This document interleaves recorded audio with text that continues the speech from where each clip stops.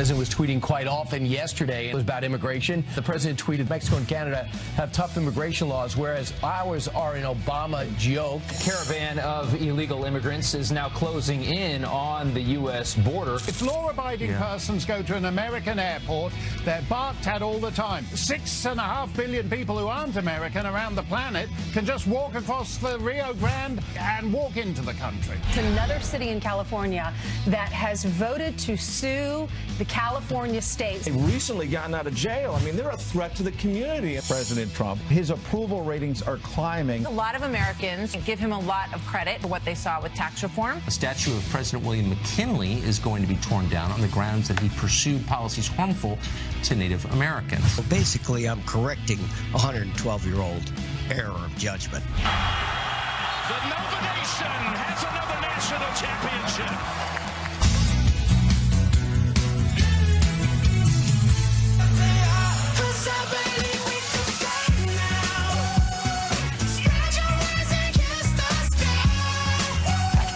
Yeah, from the second floor, we're kissing the sky. I like that song. Have y'all heard that before? Jason Derulo. Yeah, I like him, but I've never heard that song. You know, with a house, a lot of people look to improve their house constantly, and this is the best studio in America. It's unbelievable. It's beautiful. But if I was to add something to it, it would be a moonroof.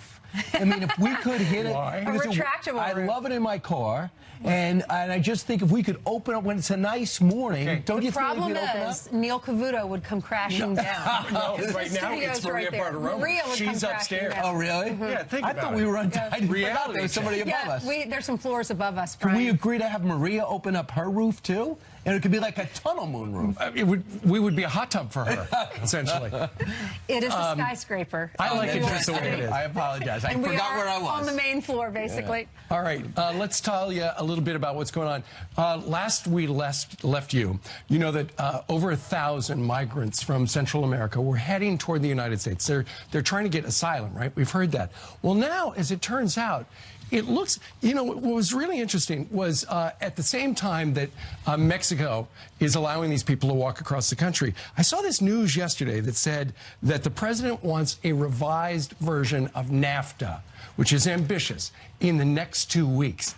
And with a Trump tweet that came out in the last half hour, you wonder whether or not the president of the United States is negotiating with the government of Mexico, do something about those migrants if you want a better deal on NAFTA. Which is interesting because I heard as early as late April, this month, he could be announcing a reformed, updated NAFTA agreement, which is something he promised to revisit along with all of our trade deals. But the president's extremely frustrated. He says we really can't stop it. And like a conga line, it seems to grow. When I first read about this in the Washington Examiner off the BuzzFeed story, there was a little less than 1,000. Now we're over 1,200. How many other people are going to be grabbing each other's hips and marching towards our border? Because I think it's really allowed everyone to realize how easy it is through catch and release to come into the country. Now, the president just tweeted this. He said the big caravan of people from Honduras now coming across Mexico and heading to our weak laws border had better be stopped before it gets there.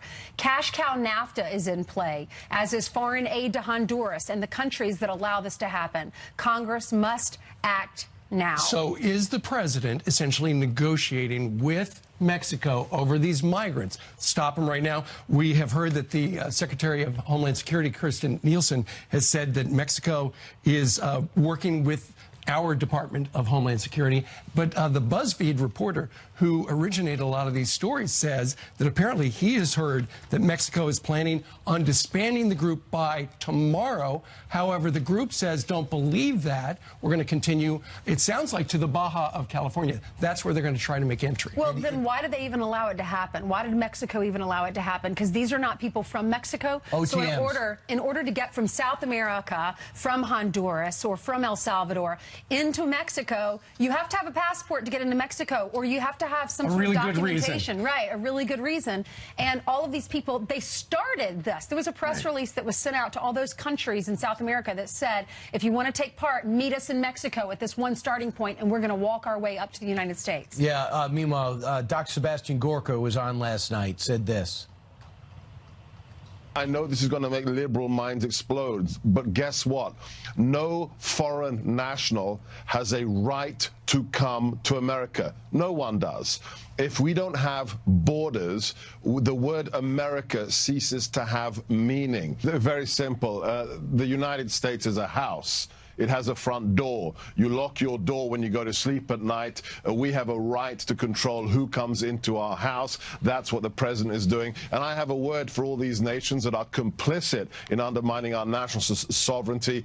Donald J. Trump is not a president you want to test. I think it's important for everyone to know what happened last time. Everyone's got big hearts, but when these kids ended up in classrooms, they're already overstuffed with people, a lot of them in low-income areas. They never called the governors. They never called the communities. They never called the counties, many of which were in Suffolk County, Long Island. And guess what else happened? In the midst of all those wonderful children were MS-13.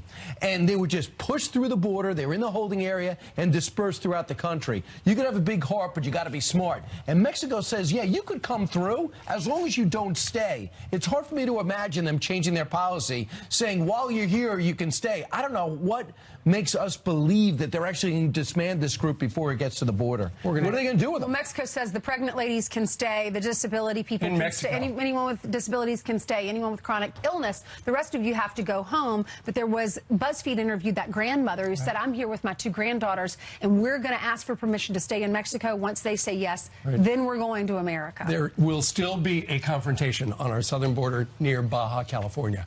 Meanwhile, the President of the United States, in addition to talking about this, is really disappointed in his own Department of Justice. He said, so sad that the Department of Justice and the FBI are slow walking or even not giving the unredacted documents requested by Congress. An embarrassment to our country. Right. What he's talking about is Republicans in Congress who are investigating corruption at the Department of Justice and FBI have asked for over 1 million documents. So far, officially, they have received 3,000. I do believe several hundred were released over the weekend. I don't know the exact number, but nonetheless, it sounds like the Attorney General has doubled the number of people who are looking through this stuff to get more out. But still, it's just a dribble compared to what they want. Has the Attorney General said why he has not? He's a Republican, appointed by the President. He's pushing the FBI to do it, and everyone's giving him credit. Well, thanks for pushing Chris Wray, who was also appointed by the President at the behest of Chris Christie. Right, but the FBI looks bad in this stuff, and the Department of Justice looks bad in it. And so why would you want to publicize, look how bad we look? Right. Meanwhile, Sally Yates is stuck up for the Justice Department. She says, for 27 years, I was privileged to work with thousands of other career DOJ lawyers and FBI agents. They deserve better than this. Meanwhile, the other story is Andy McCabe. He says, well, I've been attacked because I supported James Comey, and I listened to what he had to say about his interaction with President Trump, and I have no money. So he put, which is really questionable, a GoFundMe page up where people were able to contribute without even knowing what he did. They said that he lied 4 times. We're about to get his final report. But people blindly said, if he doesn't like President Trump, I'm going to give him money. So he's got $500,000 minimum, and he says, okay, now I'll shut it down. Now I can hire a lawyer. Meanwhile, his wife took to the typewriter, Jill McCabe, and she was a nurse who was pushed to run. She was an emergency room pediatrician. Yeah, so she was pushed to run for local Virginia office, she said, because she was so familiar with Medicaid. And she posts this on the Washington Post op-ed page, and here's an excerpt. To have my personal reputation and integrity and those of my family attacked this way is beyond horrible. It feels awful. It keeps me up at nights. I made the decision to run for office because I was trying to help people. Instead, it turned out to something that was used to attack our family, my husband's career, and the FBI. Just to remind you, she was running for Senate. She didn't win. She got a lot of money from Terry McAuliffe's group, and he is best friends with Hillary Clinton. So it looked like they were paying her, putting a lot of money in toward her campaign so that she would win because her husband was with the FBI investigating Hillary Clinton. Sure. It's quite a story in the Washington Post where she talks about what's going on in her family. She blames the president, obviously. It's interesting. Separately, there are some investigators on Capitol Hill who believe, you know, those real cryptic Comey tweets that he's put out? Everybody assumed that they were directed at the President of the United States. It sounds like some think that they could actually be directed from Mr. Comey at Mr. McCabe, talking about Mr. McCabe. Yeah, so well, one of them's lying because they don't agree on a lot, and we don't know exactly what McCabe did wrong, but it was so bad that Chris Wray said, you got about a month left, just to stay home. And then 2 days before he was about to get his pension, they said, you're fired. So what exactly did he not know? Who's telling the truth? And here's the one question. When he gets Anthony Weiner's laptop information with all the emails on it, 3 weeks passed until October 28th when James Comey says, this is so bad, I'm reopening the investigation. Did Comey know about things for 3 weeks and hold it back? Did McCabe keep it secret for 3 weeks? Either way, I'm equally upset, and you should be too. So maybe the Comey tweets were about McCabe. Stay tuned on that. Meanwhile, 7:10 here in New York City. Time for some news, Jillian. That's right. Good morning to you guys, to you at home as well. Let's get you caught up on some of the other news we're following starting here. The designer of a water slide that killed a 10-year-old boy at a Kansas City water park surrendering to authorities overnight. U.S. Marshals taking John Schooley into custody at a Dallas airport after returning from China. Schooley was indicted last week on charges of second-degree murder, aggravated battery, and endangerment of a child.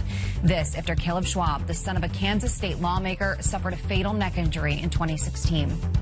The first sentence in the Mueller probe may be handed down today. Dutch lawyer Alex van der Zwaan, the son-in-law of a Russian oligarch, pleading guilty back in February.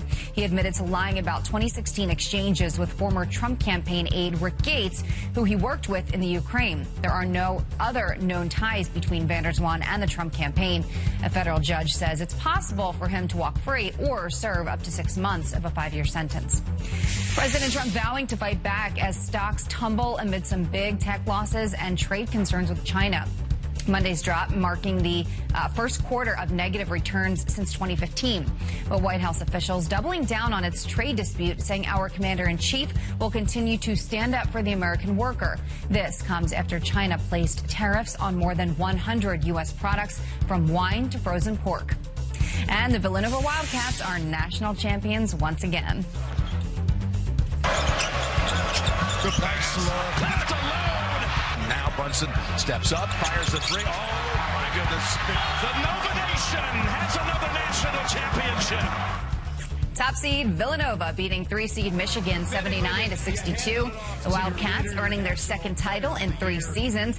Fans celebrating in Philadelphia, starting a bonfire in the middle of the street, climbing light poles as they like to do nowadays.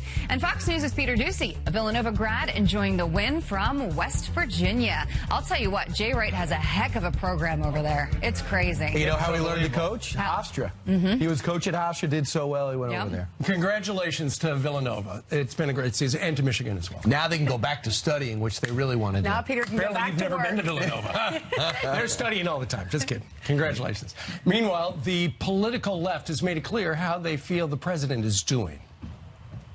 I would even argue that he is the worst after 1 year because of what other presidents oversaw. Donald Trump is the worst strategist in the history of the American presidency.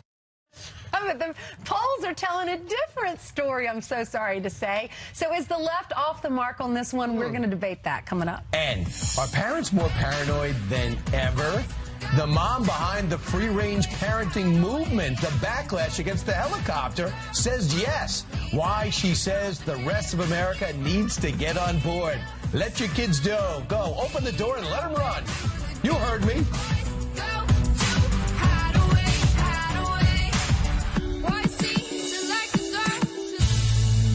You got to remember, this is a multi-billion-dollar industry, and the smugglers are coaching them and telling them exactly what they need to say. So all they have to do is come here and claim that they fear to go back to their country, and they don't have to provide any evidence whatsoever. A caravan of about 1,200 Latin American migrants have completed a quarter of the 1,900-mile journey across Mexico and are likely to be split up as they march toward the United States. They're expected to demand asylum either from Mexico or the United States. Here with insight is Libre Initiative President Daniel Garza, joins us live. Good morning to you. Good morning, Mr. Deuce. So tell us a little bit about who are these People Without Borders, the group that is organized this march. Yeah, Pueblos Sin Fronteras presumes to be a humanitarian nonprofit organization that seeks to help migrants who are, basically what you're seeing here is this exodus that is occurring starting from Tapachula, Chiapas, all the way up to Lecheria, and then of course they'll go up towards probably McAllen, Texas, is where they're headed. But this group, really, I think at the end of the day, is doing actually more to circumvent and undermine our immigration laws than actually serving as humanitarian. Well, they've had these marches before, but we've not highlighted them because they haven't been really public. However, going forward, you would think that they're suddenly on everybody's radar because they've got over 1,000 people, and the President of the United States is tweeting about them as well. No, it's very visible. It's almost like a real-life exodus that is occurring, this massive 1,200 group. You're right, it is very visible, and it's happening in real time, and they're being actually tracked by embedded reporters like folks from BuzzFeed and all these folks that are giving us, updates. It's fascinating that this group actually is about to violate immigration law because you cannot aid in somebody else who is going to commit illegal entry into the United States knowingly. And that's exactly what this group is doing, which I think, calls for a remedy to the situation, which is why we're so upset or disappointed about what happened with the failure of passing DACA. Absolutely, because, a lot of people thought that maybe Congress, since it was kind of an emergency, the president said DACA protections were going to end in March, that they would do something with the omnibus. But they didn't. They didn't. And, I thought now, in retrospect, even more so, it looks, I think, real reasonable by the president to couple, what the solutions for DACA, a permanent solution that would give certainty to the kids, right, who benefited from DACA, but I also at the same time advance a proposal that would enhance security at the border, and so there would be a very clear statement, that illegal entry is not a desirable situation. Well, it's interesting that you would say that this group, People Without Borders, is breaking the law by virtue of what they're doing. Well, according to our law, which is codified in immigration law, you cannot assist and aid and abet in someone who is actually helping somebody to enter. Are you equating them to smugglers, human smugglers? Well, they're playing the role of one. Well, but let me say, in their defense, what they are saying is that this is a humanitarian issue. That by bringing people together, it is safer for them, and it doesn't expose them as much to folks who would look. There's a lot of rapes that happen. The beast. The train that comes in from Tapachula and angles off at Lecheria. 80% of the women that come through that train are raped, according to some statistics. Terrible. So they're helping in that. At least this caravan is in the public. All right, Daniel Garza, we thank you very much for joining us from Texas. All right, we're going to step aside. More Fox and Friends in about 3 minutes. Time now for your news by the numbers. First, 14%. That is the reduction in opioid prescriptions seen in states allowing medical marijuana, according to studies published by the American Medical Association. Next, 2. That is how many items you're going to need to buy at Dunkin' Donuts to score a deal on breakfast sandwiches. The company rolling out a new value menu called Dunkin' Go-To-S. It features 3 options with prices ranging from $2 to $5. And finally, 9 years. That is how long actors Channing and Jenna Tatum's marriage lasted before calling it quits. The couple revealing in a statement that they are going to remain best friends but are on different paths for now. Brian, down to you. All right. Thanks, Ainsley. Pay attention to this. Utah becoming the first state to legalize free-range parenting, allowing parents to let their kids do more on their own without fear of being penalized, given a ticket, or jailed. So why is this law even needed? Our next guest, who helped create the Utah law, believes it is because parenting is becoming more paranoid than ever because the stats show we're safer than ever. Here with more is the president of Let Grow and founder of Free Range Kids Movement, Lenore Skenazy. Lenore, thank you. First off, can you define what's in this free-range parenting? What's free-range parenting? Yeah. Free-range parenting is probably the way you were raised. It's the way I was raised. Old-fashioned parents who say, kids, here's how you cross the street safely. Don't get into a car with anyone. Go play outside. We should go back to that, but yet we see things on television that makes us fear that. It does. We're in a very media-saturated society. Every time you turn on the news, there's some horrible story. I think certainly when I was growing up, probably when you were growing up, there wasn't this 24-hour onslaught of horrible stories that make people so afraid. But actually, our crime rate today is lower than when we were growing up. It's back to when gas was 29 cents a gallon. That's our crime rate today. If you give kids more freedom, are you raising a more mature child? I think so. I think when all of us look back on our childhoods, when we had to organize our own games, when we went someplace, maybe we got lost, and we had to find our way home, these are milestones for kids. Being given some independence means that your parents believe in you. So these kidnapping stories, these worries about sexual predators, the dots that line up in your neighborhood, that when they come in, they have made us more paranoid, more aware, and you think almost too aware? I'd say they've made us question the fact that we live in the safest times in human history. The Washington Post had an article once that said there's never been a safer time in America to be a kid. And that's what we're living in now, but we act as if kids are in constant danger. And if you listen on the radio, let me tell you what everyone's seeing on television. Here are some of the reasons why more parents are paranoid. The media, sorry. Our litigious culture, everyone sues. Sorry, Judge Napolitano. Too many experts tell us not to do this. Yeah. The child safety industrial complex, right? We don't ride big wheels without helmets and goggles. Wait, can I brought an actual example. You know what these are? What? Baby knee pads. Baby knee pads. Baby knee pads. Because it's so dangerous to crawl because you decorated the nursery with, like, you know, crushed glass. All right. So, Lenore, tell me, that's a great point. So Utah starts.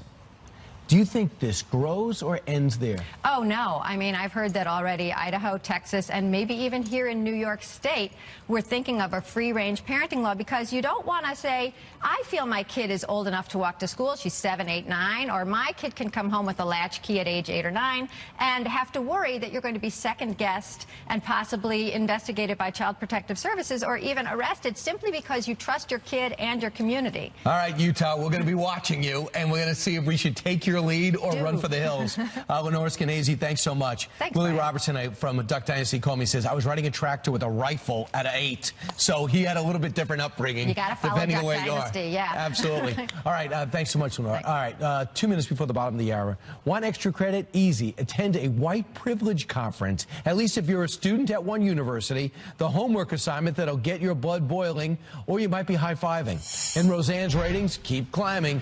The reboot, smashing new records. But will they be able to keep up that mo? North American bottom heavy. Have you looked at the news? Because now things are worse. Not on the real news. Oh, police!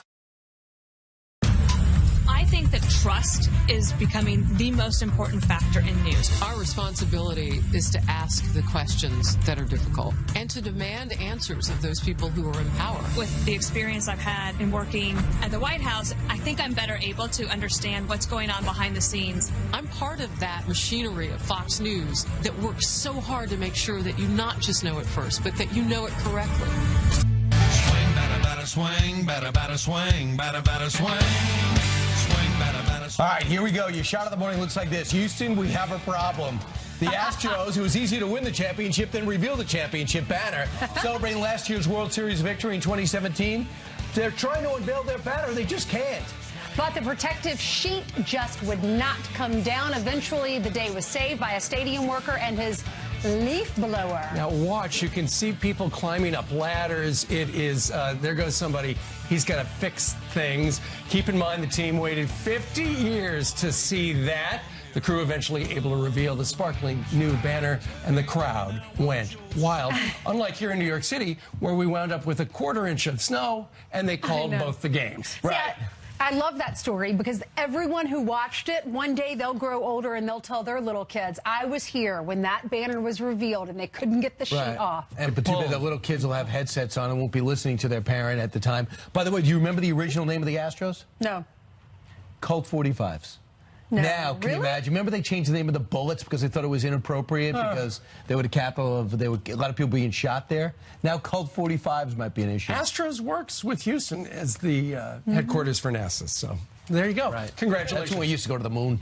We're sick of it. All right, well, the first two, Roseanne's back. The first 2 episodes back-to-back last week, and we have reported that 18 million plus watched it. Which is a gigantic number. Yeah. Well, Carly Shimkus was on here saying now when you factor in all the people who watched on demand or recorded it, it's up to, what, 25 million, thanks to P3 and delayed DVR viewing. And that does not even count the 4.3 million who watched an encore presentation of it on Sunday night, or the Hulu or the ABC streaming. It looks like ABC has got a hit on their hands. Of course, the big question is, after the excitement of the first 2 episodes that ran back-to-back, will they be able to sustain the excitement and get people to come back time after time? I don't know. I will say this. We give her a lot of free promotion. Why doesn't she do our show?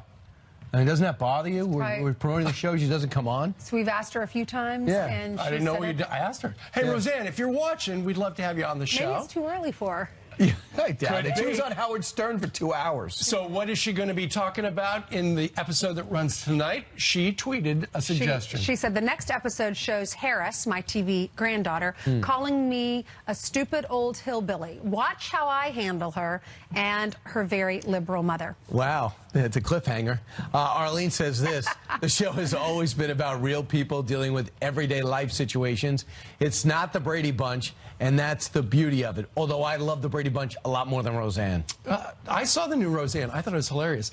Joe emailed a welcome and needed addition to network television, a comedy show that is actually funny.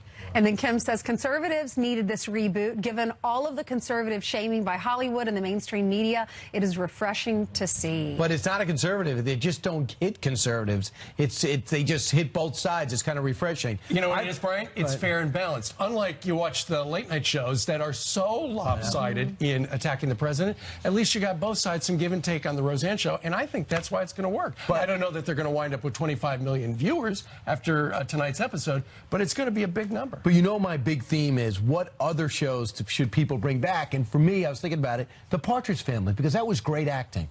They were so good. I mean, the only person that was really smooth was Shirley Jones. Everybody else looked as though they were children picked right out of the playground. A great show to bring back would be All in the Family, but for just a variety of reasons, nobody's picked that up. I'm sure Norman Lear has thought about it many Email times. us. We've been asking you. Brian loves that topic, and no one ever emails us. Right. Yeah. So please, appease Brian, make him think that everyone out there is trying to bring back shows. Well, they brought back Roseanne, and it's a big hit. Well, is it true no one emails us? No. People email us, but you keep asking that question, and no one. Do you think, Jillian, it's a good question? Yeah, I do. Home Improvement, is that Thank you. right? So you're Tim the Toolman Taylor? It's still running. What is it still running? Whatever, it's fine. You got to bring back a show that was at its zenith when it ended on top. That means MASH. You bring back MASH and you put them in Iraq. Forget Korea. Well, you'd have to have all new characters. Right. I'll get new characters. Okay. Camouflage. I think you should take on this project, Brian. Beretta, a criminal with a parrot. When you hear a crime fighter. Criminal. Well, I'm thinking that would make it different. Yeah, that would make it different. All right. I think we got to go on to some news, Brian. Is that okay? With some real news. But you're still free to email Brian, so just keep that in mind. All right, class is canceled for a second day in Oklahoma and Kentucky as teachers continue to strike.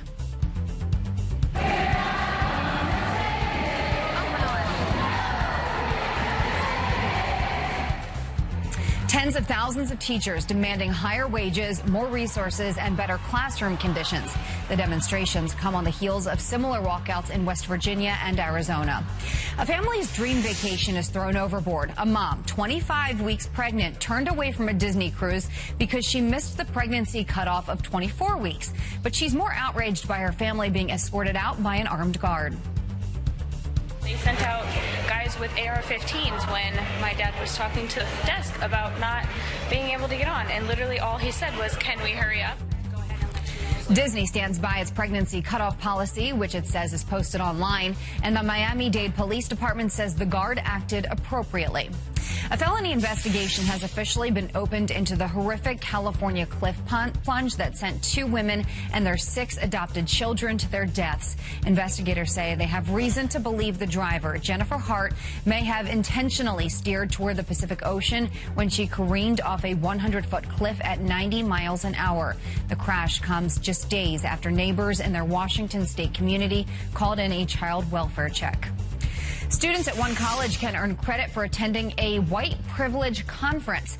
The online course called Intersections of Privilege requires students at the University of Colorado at Colorado Springs to attend the annual conference held in Michigan. Professor Abby Ferber not only teaches the course, but is also a co-organizer of the event. According to her faculty profile, she's widely recognized as a leading scholar of the far right. I will send it back to you. Right. There's certain things are not worth extra credit. Right. Right. You might want to skip that. All right. Adam Klotz's not getting extra credit. This is actually his job to do the weather, and he joins us from outside, where it's not snowing, unlike yesterday at this time. Finally, guys, it must be spring in New York City. I'm standing outside, and it's not snowing. Instead, it's 40 degrees. It's going to rain a little bit later today. Not the best weather. You know what? There are spots across the country where we are still talking about that frigid winter-like weather. We've got winter storm watches and warnings across portions of the northern plains. Let's take a look at some of those maps and see where we're talking about. Look at the temperatures in the northern plains, down into the teens at this point. You run some moisture in there, and we're seeing snow falling in Minneapolis. That's going to be running up into Wisconsin, into northern Michigan throughout the course of today. By tonight, we're going to be talking about heavy snowfall stretching across the upper Great Lakes. That is why we've got the watches, we've got the warnings, we've got the advisories in place. And on top of that, the southern edge of this system, it could be spawning some severe weather. That's going to be stretching from Indianapolis, Cincinnati, stretching all the way down south, running along the Mississippi Valley. So some spring-like, maybe severe weather, and otherwise we're talking about more snow for folks across the country. It's about that time of year, guys. No, it's spring. No, yeah, it's really not, Adam. Don't make excuses for Earth. April snow brings trouble. I'm not accepting it. All right, Adam, thank you. Yeah. Thank you, Adam. Meanwhile, a California City Council member is standing by his vote to remove a statue of America's 25th president, William McKinley. Basically, I'm correcting a 112-year-old error of judgment. It is apparently offensive to some Native Americans. One man from the same California town wants the residents to vote. He joins us live next. And the left making it clear they are not a fan of President Trump, but the polls are telling a very different story. So is the left off the mark on this one? We'll debate it. Look at those numbers.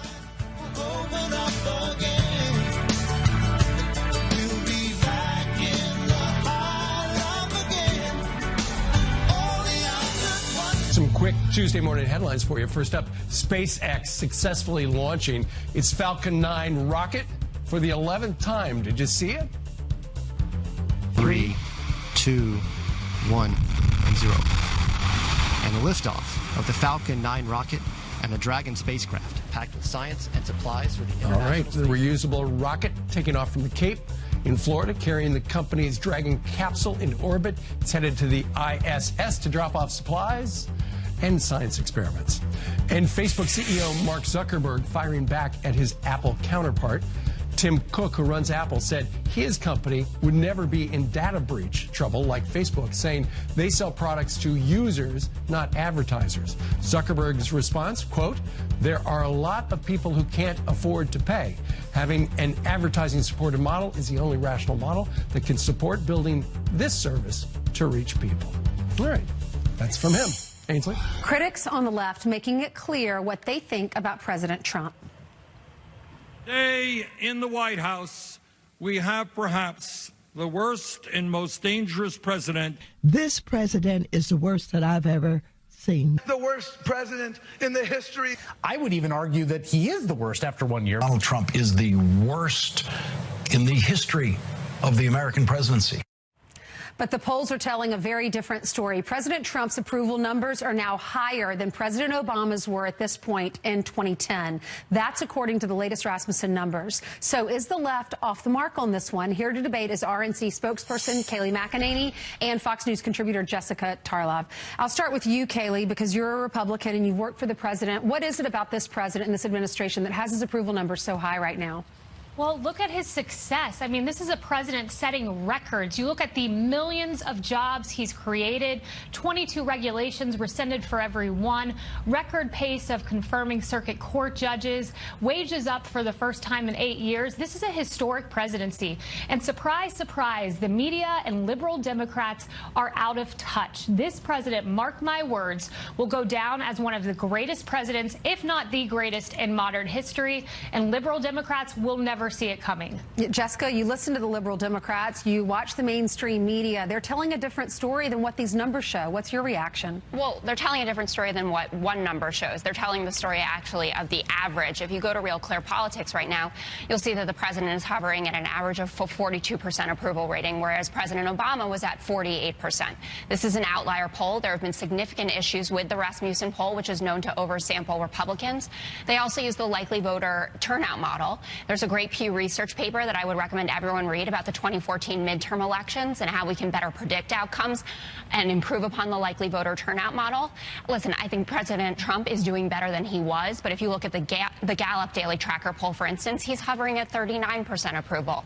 I'm not willing to say yet that he's the worst president in history, but he's certainly not at 50%, and he's certainly not better than President Obama. Well, according to this one poll, but it's just one poll, and it's not just one number. You're comparing this number at this exact day, April 2nd, almost a year, a little more than a year into the presidency, to the exact same date of President Obama. So it's two different numbers: 50% for President Trump and 46% for President Obama. Now, Kayleigh, do you think that these hateful attacks on the left, do you think the backlash or it's backfiring on them, and the American people are tired of it? Oh, no doubt about it. And that's what Rush Limbaugh says. And he's absolutely right. The mainstream media, their relentless attacks against this president, their conspiracy theories and their lies are driving more people into his corner, driving people to give him a chance. And Jessica, I want to point out the Rasmussen poll was actually the most accurate poll in the 2016 election. The likely voter turnout model is the preferable model, as it only polls those voters likely to vote. But the issue is how to predict that. I would also point out the CNN poll. President Trump gained 8 points, and that just came out last week. Something I noticed, Jessica, gained 5. I wanted to ask you something. Something I noticed, the Stormy Daniels, a lot of people watched that interview, but clearly the American voter either doesn't believe it or they don't care about that issue. Yeah, we talked about this last week. The American voter doesn't care anymore that the President of the United States of America is a cheater. What they may care about is the fact that he paid... Alleged. Well, no, we actually know that he cheated on his first 2 wives. We don't know about Melania at this point. We just have the word of Karen McDougal and Stormy Daniels at this point. But what we do know is that they don't care about that necessarily, but they might care about hush money. They might care about intimidation. But we know this. The election's going to be about the economy. It's going to be about health care, the bread and butter issues. But to take one poll number, and as I said, one that has reliably oversampled Republicans, which could explain why Obama's number in 2010 was lower than the average when he was at a net approval, and you have President Trump at a net disapproval, if you look at the average again, could explain that. As for likely voter turnout models, Kayleigh, we can have a totally separate segment about that and their worth, but we do know that the issues for Hillary Clinton in terms of polling in the swing states that lost her this election are due to likely turnout voter models if you look at 538 analysis. Okay. Thank you so much, ladies. Kayleigh, I started with you. I'll end with you, Jessica. Thanks. You ladies, too. Thanks, I'm sure we'll see you next week. Y'all do such a wonderful job. We keep inviting you back. All right, Senator Rand Paul handing a wounded veteran the keys to his new house. He joins us live to share the unforgettable welcome home ceremony for one of our American heroes. First, they came for Confederate generals and now U.S. presidents. A California town is planning to demolish that statue right there of President McKinley. You stood by me when no one else was ever behind me. All these lights, they can't blind me. With your love, nobody can drag me. All right, a wave of controversy last year over Confederate monuments led to many statues being defaced or torn down in 25 separate states. That controversy now taking hold in Arcata, which is in California, where the city council has voted to remove its statue of President William McKinley over complaints that it is offensive to Native Americans. Can you believe this? The 25th president, David LaRue, has lived in Arcata for 22 years and started a Facebook campaign for a vote by the city's residents on the statue's removal. It offends Native Americans, but he was a known family of abolitionists, fought for the North. He was a war hero in the 25th president. David, what can you do to stop this? Well, I was very shocked when the council took this action on their own. I didn't expect that. There were some whispers among more activist parts of our population that they were going to put it up for a vote on the ballot. And I didn't worry because I knew the city of Arcata, the people of Arcata, would never vote to remove this statue. So I was shocked when the council went over our heads and did this. So I set up a Facebook page, which immediately took off with astounding support. I set up a GoFundMe campaign called Let Us Vote. Money started coming in. And now we are going to start collecting signatures as soon as the city attorney approves the language for a ballot initiative. We only need 961.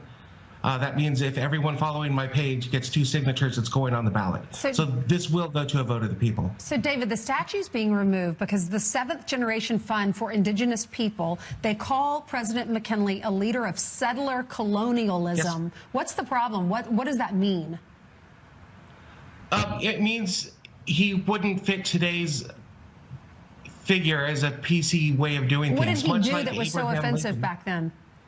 You know, what I hear, the very few people that I've met that want the statue removed, is they repeat over and over that he was in favor of genocide, which I don't think has anything to do with reality. I've heard honestly, no convincing argument for why this should happen. He's a war hero whose family was an abolitionist. He was for African-American rights. He became 25th president of the United States, and it was the support of the Curtis Act. Every president from the time we were here up and through Teddy Roosevelt had Indian issues to deal with. Maybe we would have done something different, but that is disavowing America's history. I think this is a terrible path. In 8 months, it's going to be down for a cost of $65,000 unless you can stop it, David. I hope you can. Hope you can. Two things real quick. We are going to stop it. And also, if this comes from a vote of the people to take it down, you don't have to pay the $50,000 environmental impact fee. Gotcha. So by going over our heads, the council is spending an extra David. $50,000. Thank you so much. More Fox and Friends.